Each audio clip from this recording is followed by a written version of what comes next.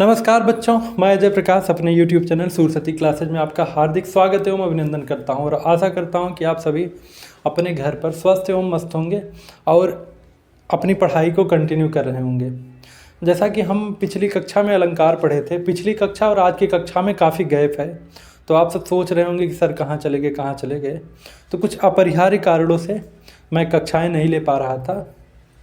आज मैं फ्री हुआ हूँ तो आप सबकी कक्षाएं अब से नियमित रूप से चलेंगी। तो जैसा कि पिछली कक्षा में हम अलंकार को ख़त्म कर दिए थे, अब हम दूसरे टॉपिक की ओर बढ़ने जा रहे हैं, जो कि यह टॉपिक है रस, जो कि आपकी परीक्षा की दृष्टिकोण से बहुत ही इम्पॉर्टेंट है। बहुत ही इम्पॉर्टेंट, आपका 2 नंबर का तो पूछेगा ही।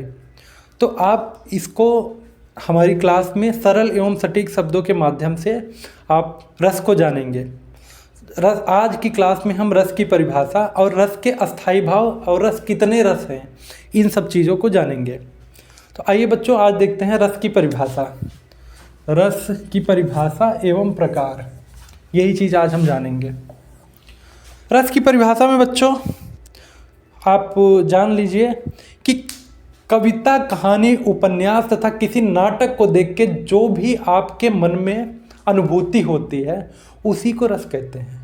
आप सोच रहे होंगे इतना सिंपल सा परिभाषा कैसे हो सकता है। तो बच्चों सिंपल नहीं है, यही इसका कीवर्ड है, यही है, जो कुछ है यही है। कविता, कहानी, उपन्यास तथा किसी नाटक को देखकर मन में जो भी अनुभूति होती है उसी को रस कहते हैं। जैसे किसी मीठा फल को आस्वादन चखने के बाद जो चीज़ अनुभूति होती है उसी को रस कहते हैं, वैसे ही किसी काव्य, कहानी, कविता, उपन्यास को पढ़ के जो भी अनुभूति होती है उसी को रस कहते हैं। उसमें किसी आम में मीठा रस होता है, इसमें भी रस होता है, काव्य में भी रस होता है। कुछ रस जो है भक्ति रस होता है, कुछ वीर रस से प्रणीभूत होता है, कुछ श्रृंगार रस से होता है, कि कुछ जो है हास्य रस होता है, कुछ करुण, कुछ रौद्र, बहुत सारे रस होते हैं। आइए देखते हैं अब महान आचार्यों द्वारा रस की परिभाषा कैसे दी गई है। भरत मुनि जिनका जो बहुत ही प्रसिद्ध ग्रंथ है नाट्यशास्त्र में भरत मुनि ने रस की परिभाषा देते हुए लिखा है, विभावानुभाव व्यभिचारी संयोगाद रस निष्पत्ति। अर्थात विभाव, अनुभाव तथा व्यभिचारी भाव के संयोग से रस की उत्पत्ति होती है। विभावानुभाव व्यभिचारी संयोगाद्रस निष्पत्ति। विभाव, अनुभाव तथा व्यभिचारी भाव के संयोग से रस की निष्पत्ति होती है। बच्चों आप अगर इस रस के बारे में कुछ भी पूछा है तो अगर आप भरत मुनि के अनुसार इतना छोटा सा लिख देते हैं तो आपको पूरे के पूरे नंबर मिलेंगे। ये मैथ के सूत्र की भांति है, इसको सूत्र ही माना जाता है। तो आप सब इसको एकदम पॉइंट टू पॉइंट याद कर लीजिए। विभावानुभाव व्यभिचारी संयोगाद्रस निष्पत्ति। इसको आप लोग तोते की तरह रट लीजिए, पट कर लीजिए। एकदम से कभी भी कोई रस के बारे में पूछे तो इसको आप ज़रूर कोट कर दीजिए। इसको कोट करने से आपको पूरी संभावनाएं हैं, अगर आप पाई मात्रा में गलती ना करें तो आपको पूरा का पूरा नंबर मिलेगा। आइए बच्चों देखते हैं दूसरे आचार्य के बारे में। आचार्य विश्वनाथ, इनका प्रसिद्ध ग्रंथ है साहित्य दर्पण। आचार्य विश्वनाथ का प्रसिद्ध ग्रंथ है साहित्य दर्पण। बच्चों आप लोग इसको याद रख लीजिए, साहित्य दर्पण किसका ग्रंथ है, तो आपको हमेशा याद रखना होगा कि विश्वनाथ का है। और नाट्यशास्त्र किसकी रचना है, तो भरत मुनि की है नाट्यशास्त्र। बच्चों इन सब चीज़ों को, छोटी छोटी चीज़ों को आप अपने शॉर्ट नोट्स में हमेशा के लिए कैद करके रख लीजिए, क्योंकि हर पग पे, हर रास्ते पे आप सबको ये शब्द जो है ना, इन शब्द से परिचय जरूर होगा। आपको हर एक परीक्षाओं में आपको दर्शन इनके जरूर होंगे, इनके होंगे, दंडी के होंगे, भामा के होंगे। बहुत सारे ऐसे आचार्य हैं जिनसे आपका मुकाबला, एक तरह से मुकाबला होगा कि आप उनको याद कर पा रहे हैं कि नहीं कर पा रहे हैं। तो आप इन सब को छोटे छोटे नोट्स बना के, छोटी छोटी चीज़ें जो है कहीं पे IMP करके, IMP लिख के बराबर करके वहाँ पे डाल दीजिए। आप एक कॉपी बना के उसको लिखते रहिए। तो अब टॉपिक से हम लोग इतर हो गए थे, तो आइए हम फिर से टॉपिक की तरफ बढ़ते हैं और आचार्य विश्वनाथ के अनुसार रस की व्याख्या को पढ़ते हैं। वाक्यम रसात्मकम काव्यम, अर्थात रसात्मक वाक्य ही काव्य है। आप समझ रहे हैं, विश्वनाथ जी बोल रहे हैं कि रसात्मक, जो रसों से युक्त है, वही वाक्य जो है काव्य है। कितना छोटा सा सिंपल सा वर्ड है, वाक्यम रसात्मकम काव्यम, अर्थात रसात्मक वाक्य ही काव्य है।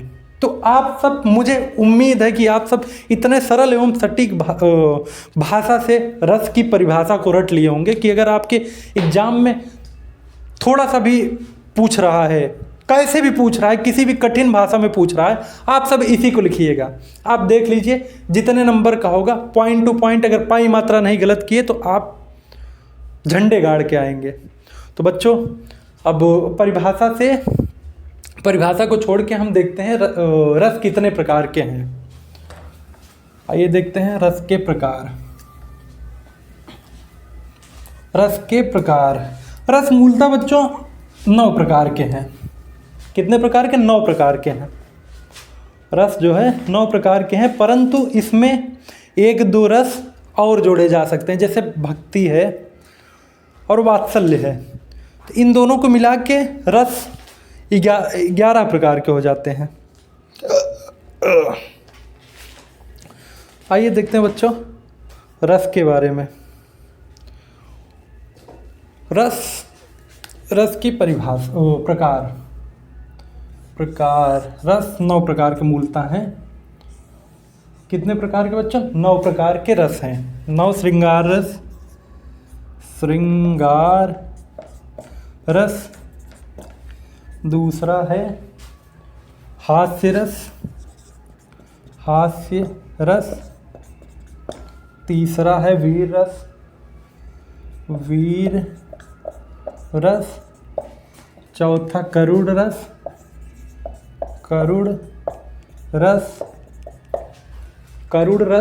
आप देख रहे हैं श्रृंगार रस, हास्य रस, वीर रस, करुण रस, 4 रस हो गए। अभी आपको 5 रस से रूबरू और होना बाकी है। 5वां रस है बच्चों आपका रौद्र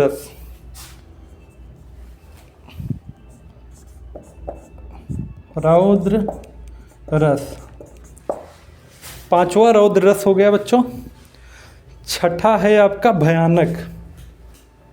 भयानक रस। कौन सा? भयानक रस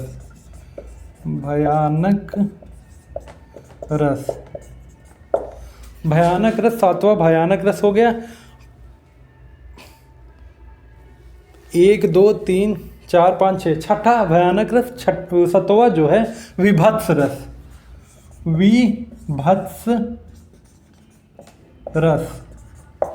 कौन सा रस? विभत्स रस। और बच्चों 1 2 3 4 5 6 7 रस हो गए। 2 रस और बचे हैं, ये 2 रस हैं। 8वां है अद्भुत रस।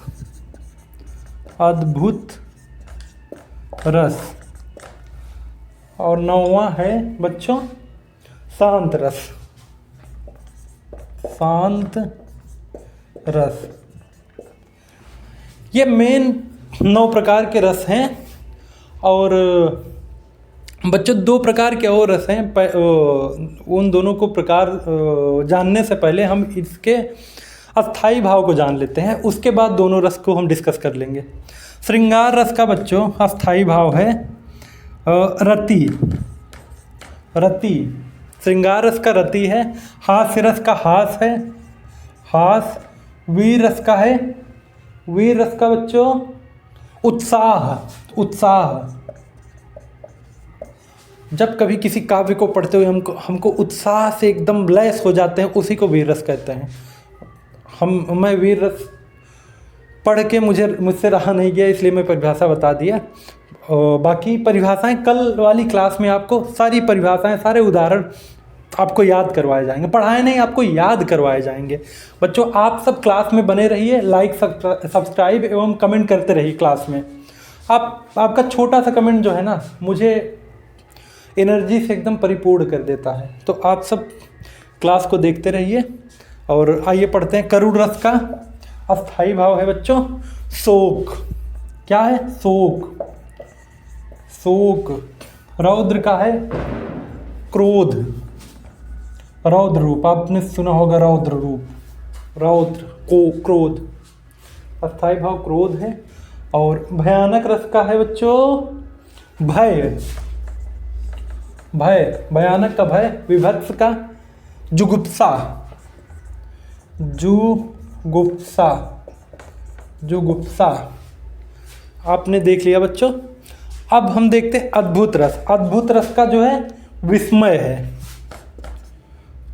विस्मय, विस्मय। और शांत रस का निर्वेद। निर्वेद। बच्चों आशा करता हूं कि आपको आज की कक्षा जो है बहुत ही सिंपल, साधारण, सटीक, सरल शब्दों में आप सबको रस की परिभाषा और रस के प्रकार और उन प्रकारों के अस्थाई भावों की जानकारी आपको इस क्लास में बहुत ही सरल तरीक़ों से मिल गई है। और आशा करता हूं कि बहुत ही अच्छे तरीके से आप लोग समझ गए होंगे और अपनी पढ़ाई को पुरजोर के साथ अपनी पढ़ाई शुरू कर दिए होंगे। तो आज के लिए इतना ही बच्चों, मिलते हैं हम कल की क्लास में। और बाकी सब ठीक है, आप लोग पढ़ाई कीजिए और हंसी मजाक के साथ पढ़ते रहिए।